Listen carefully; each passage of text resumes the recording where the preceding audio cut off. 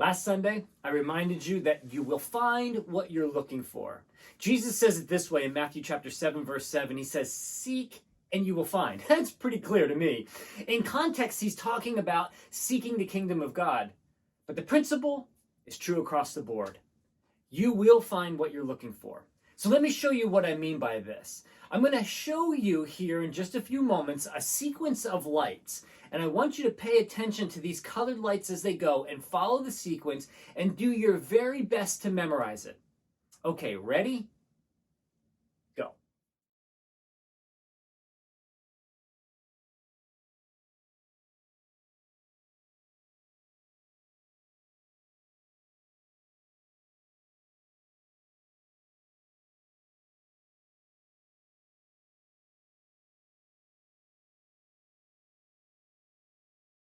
Okay, so now that you had a few moments to kind of take that in and memorize that, here's my question to you.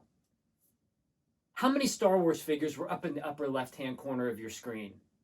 Hey, Mike, what? Hey, wait a minute. That's not fair. You didn't ask me to look for Star Wars toys, but yet you realized that they were there the whole time. I didn't ask you to look for Star Wars toys. I asked you to follow the pattern and figure out what it is. And you see, your focus was to remember the pattern of lights, and that's what you zeroed in on. You see, in all truth, we're really good at stuff like that. And my guess is you probably got the pattern correct.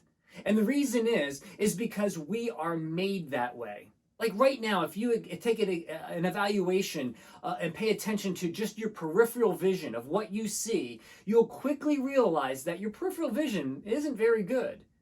What you see clearly is what you're looking at.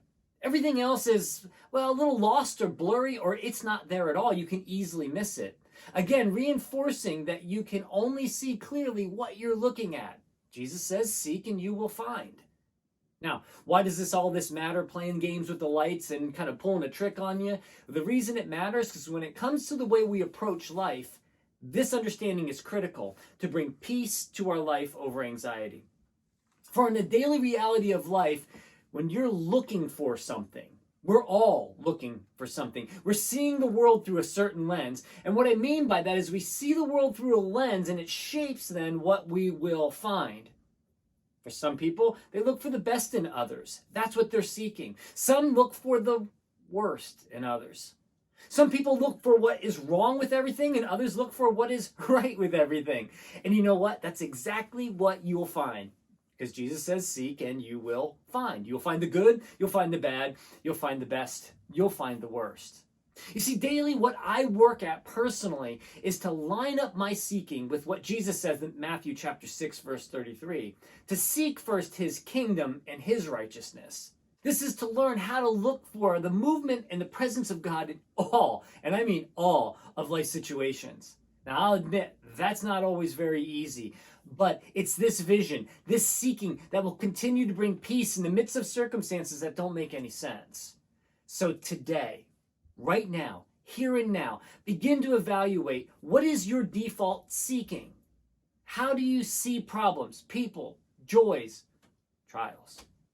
Seeking God's kingdom, or are you seeking something less? Looking for what God is doing brings you peace and comfort and certainty through it all.